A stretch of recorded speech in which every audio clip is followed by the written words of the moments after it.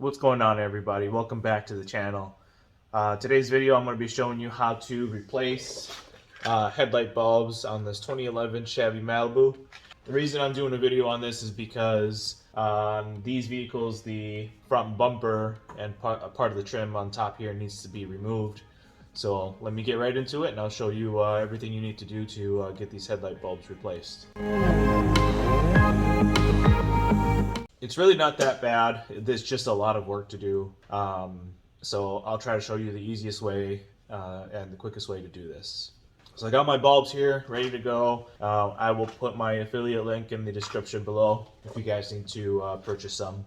A few things you're gonna need. You're gonna need a 10mm socket and a 7mm socket, and some kind of a screwdriver or pick or pry tool to remove some of these plastic fasteners here.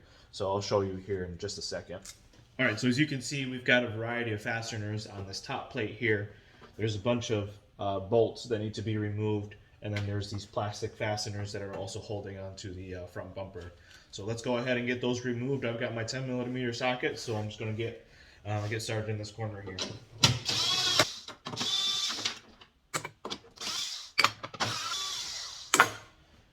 These magnetic trays are really nice to have. To kind of keep track of everything and so you don't lose anything in the engine compartment. I'll put a link for one of these in my description as well.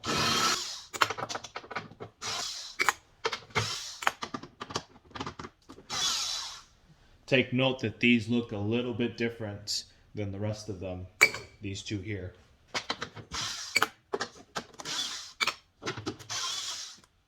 So something like this should be useful in removing some of these plastic fasteners. You do have to remove the top portion of it first, and then the rest of it will come out. So there's the top portion of it there, and then there's the bottom portion of it there. So do that with the rest of them. Looks like there's 4 total.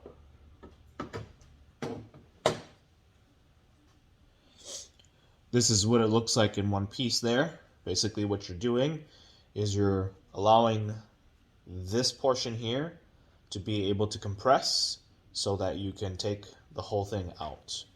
If the top plastic piece is inserted all the way, it can't compress and it won't allow the fastener to come out.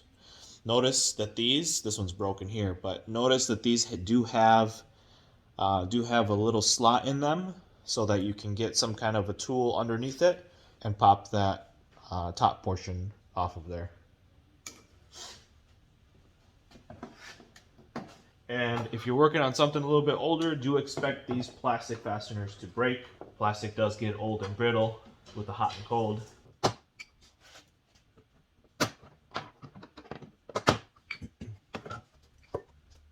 All right, I've got all the fasteners removed. This just pops right up and out. So we'll set that off to the side. All right, so that allows you to maneuver this part of the bumper. All right, so basically what you want to do next, and I'll get zoomed in on this corner here.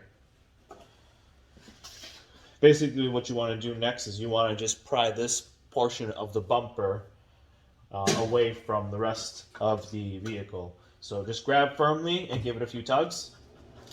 You're trying to get this corner here, this body line, to pop out. Got that popped out. That's all we need to do. Just enough to get my fingers in there. The rest of it, we need to move over to the wheel wells. All right, so here we are on the driver's side wheel well. It looks like it's got a broken piece here. But basically what we want to do is we want to remove the rest of these plastic push pins here. So do the same thing. Get up underneath it. Get that loosened up and pry that out of there.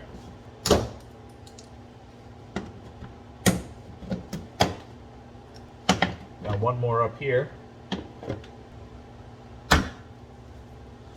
Again, these are typically some kind of plastic, probably nylon. So do expect them to get damaged or broken the older they are. I have some on hand, so I'm not too worried about it. It does make it easier if you turn the wheel probably to the inside. All right, we got those taken care of. There are a few more fasteners down here below. Let me see if I can get the camera in place. Okay, you can kind of see them right here. This is a 7mm head on this screw. There's another plastic piece here, and there's another 7mm screw there.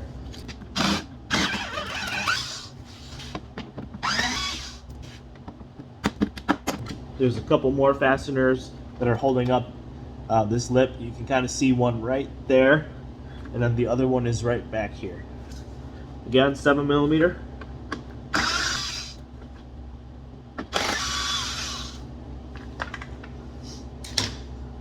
We'll just set that off to the side. Got another plastic fastener here. And one more right there.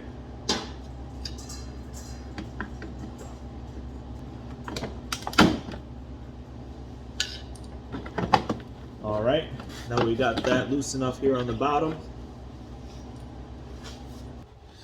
All right, so basically what we were trying to do is trying to gain access to that bolt there. So let's go ahead and get that removed. Should be a 10mm.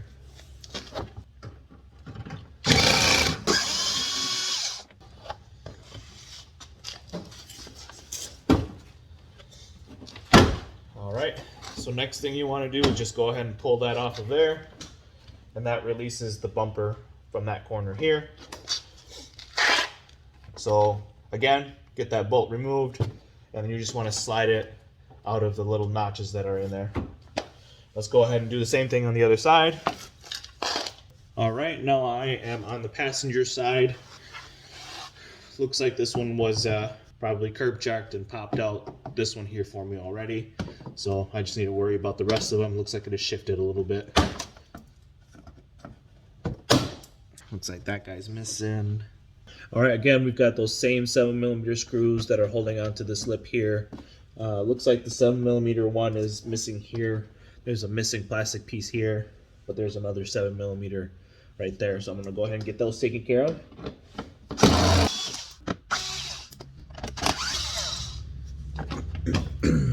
Set that off to the side. Don't forget the fastener that's inside here. That should be nice and loose. This 10mm up here. So let's go ahead and get that taken care of. All right, got that out. So grab this bumper here firmly and give it a good tug, both hands. Got that, pop that out. Let me show you what that looks like a little bit higher. All right, so that allows the bumper to move freely all the way out. It is still attached on some stuff down at the bottom, but we don't need to remove it completely. Now this gives us access to the fasteners here on the headlight assembly. So let's get right into the headlight assembly next. So you might be asking, why do we have to go through all of this just to change a couple of headlight bulbs? Well, let me show you. The people who engineered this vehicle, this is looking behind the headlight assembly. Let me get some light in there. Did not give us any access whatsoever behind the headlight assembly. It's completely covered up with the steel framing of this vehicle. So I've gone ahead and flipped the bumper forward all the way to gain us full access. You can see it's still being held on by a few fasteners down there at the bottom that's attached to the rest of the underside of the vehicle. That's why we have to do all of this just to replace the headlight bulbs. A dealership will charge you accordingly to replace the headlight bulbs. A lot of part stores that offer free headlight installation will not do this vehicle because you have to remove the bumper to get to the headlight assemblies, to get to the bulbs. I know it's a lot of work, but it really is simple. It's just a bunch of fasteners that you have to remove. Then you got to pry the bumper off slightly from the rest of it. It's surprisingly easy, even though there's a bunch of fasteners. It's just a lot of work. So the next step in the video here is to go ahead and remove the headlight assemblies. So let me show you how to do that. All right, so I didn't hit record on the other side, and I realized that when I came over to the to the passenger side.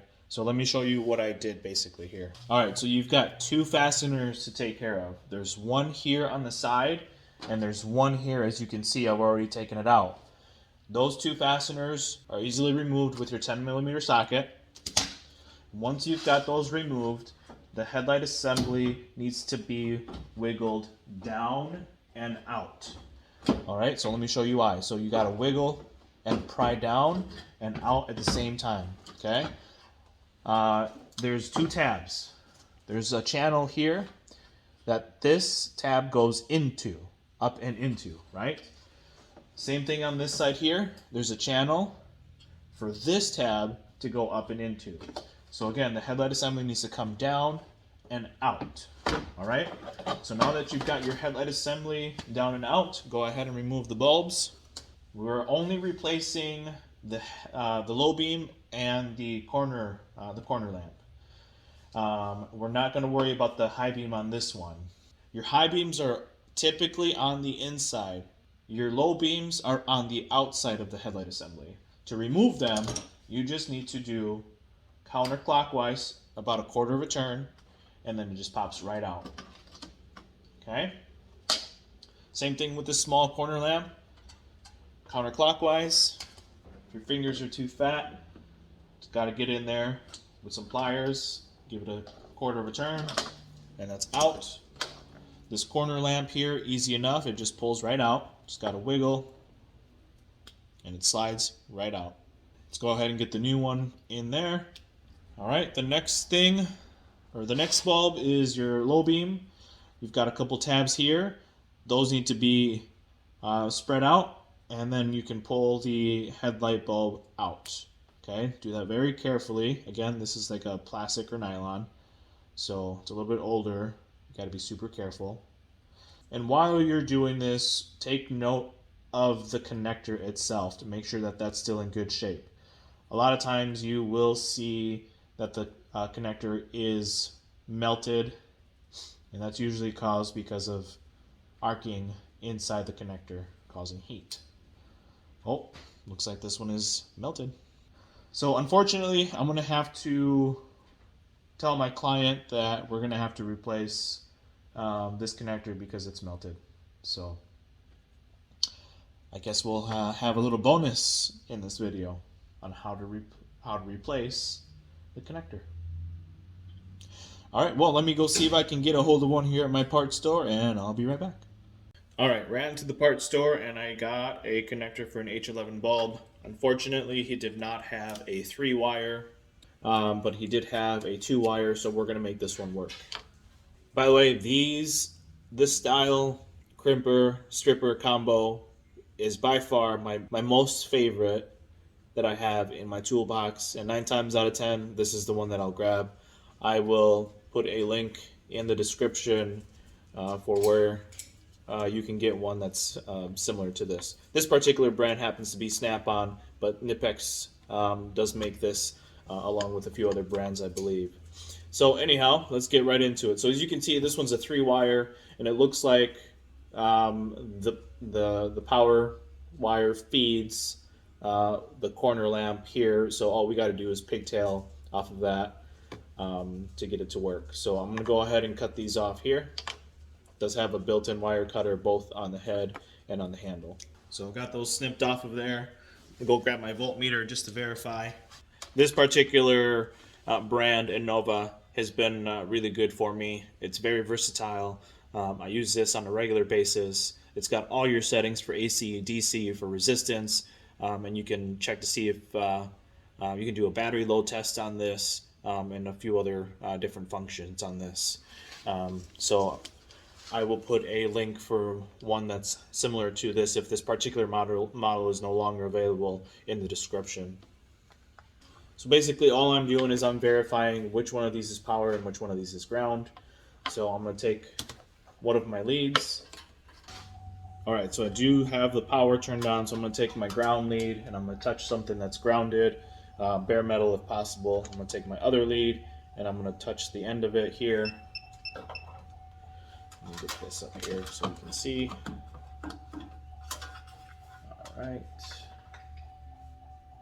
Alright, so that's negative, and then this is positive 12 volts. So my yellow wire is my positive, My black wire is my ground. So it looks like they share a common ground. So we'll make sure that we splice those two together so that they work. I'm gonna go shut the power off now. All right, and then I'm just gonna strip. This particular model stripper here does have your gauge thickness depending on how what gauge wire you're working with. So I'm gonna go ahead and strip that one. This one's closest to 20, so I'll strip it with the 20 there. Just strip them back far enough so you can get these grounded. So I'm gonna verify here quick. Just twist those two together and make sure that that corner lamp works. It's good. All right, I saw the corner lamp light up, so that means we're good to go. All right, so these are exposed to the elements, so it's super important that you use some kind of a butt connector with a heat shrink either already on it or a butt connector that's bare, and then you've got the actual heat shrink already on the wire. The ones that I'm using, they already have the heat shrink built into them. So I'm gonna go ahead and get started on that. So basically all I'm doing is I'm putting one end into the butt connector. It looks like I'm a little too long, so I'm gonna trim just a little bit there. I don't want it to go quite to the middle of the butt connector. I wanna go just short of the middle. So trim that off a little bit. Give that just a slight twist. Get that right in there. Use my crimper. Go right about the middle. Not the middle of the butt connector, but the middle of where that wire is going in, and give it a good squeeze. And that should not pull out if you give it a good tug. So I'm going to twist the two grounds together. And I'll have to use just a slightly bigger one on this one for the two grounds. Get those in there. Get that crimped.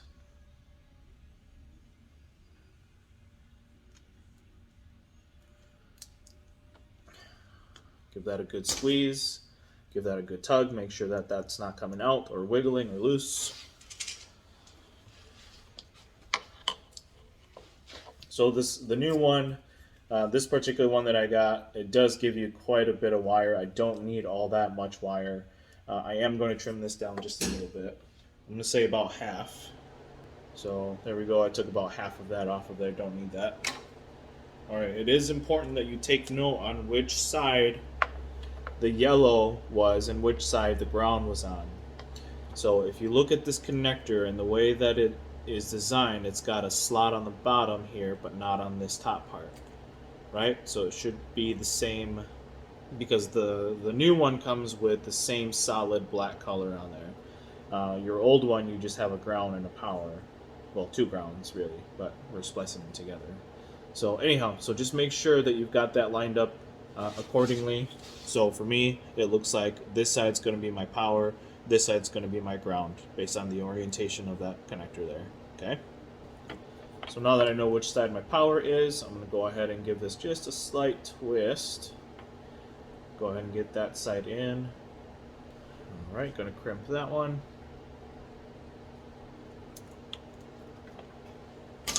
Again, give it a good tug, make sure that's good to go. And then get the other side in there. Get that crimped. Give that a good tug, make sure that's nice and tight. Alright, I'm going to plug my bulb in. This is a slightly different connector too, because it also works for a different kind of bulb. But it'll accept both this bulb and that other bulb. So got that plugged in. Now it's super important with these being that they do get so bright and so hot that you do not touch the glass with any of your hands or fingers. The reason being is if you do have a little bit of oily skin or oil on your skin and you touch that glass, because of the heat, that oil will create a hot spot on the glass and it will cause it to prematurely pop or blow. So I'm going to keep this away from anything that might melt. I'm just going to set it right there. It's not touching anything. And I'm just going to go quick turn that on and make sure that it works. Both the corner lamp and the headlight separately. Alright, corner lamp turns on. headlight turns on. All right, looks good. Looks like they both turned on independently. So I'm gonna go ahead and get this put back together. So in order to put that back together, well, actually, gotta heat shrink it first. I'm gonna go get a heat gun. So with these, you can use a lighter, you can use a heat gun. If you have a mini torch with the proper attachments on them, you can use anything like that. Just got to get it hot enough for it to shrink onto the wire.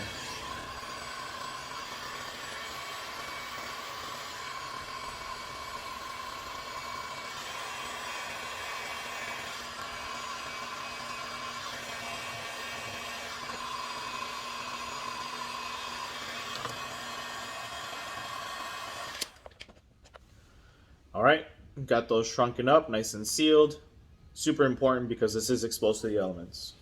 So let's go ahead and get this thing put back together. To put it back together, see those 3 tabs? Make sure that those 3 tabs line up with the rest of it here that's in the headlight assembly.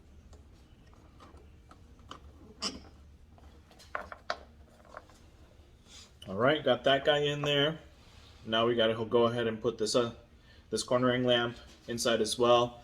This one too has a couple of tabs, one here at the bottom, one on top. Line those up with the tabs here and give it a twist. All right, and now we're all set to get this headlight assembly back in place. All right, so remember about these tabs here and these alignment pins. So make sure that these tabs go up into those little slots there. All right, so just start the headlight assembly just underneath those little pins and line that up and line that one up as well. So basically what I'm doing right now is I'm getting these alignment pins in these holes here. You see those, how they're, let's see, there we go. See how that one's oblong on the bottom and then it gets slotted. Same thing over here, it gets slotted. So we want to get these alignment pins in there first.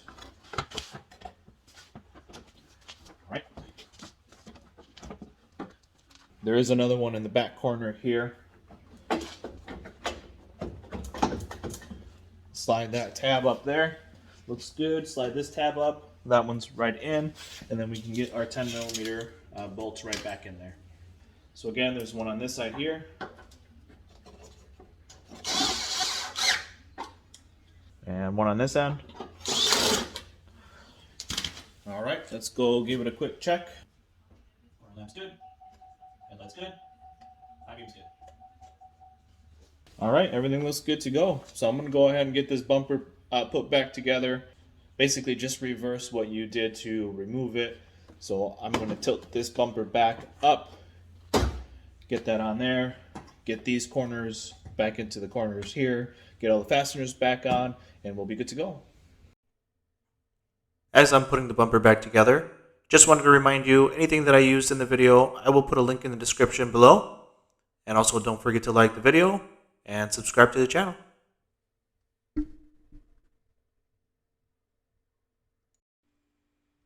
This project can take a little while, so just make sure you set aside about an hour, especially if you run into a burnt connector like I did.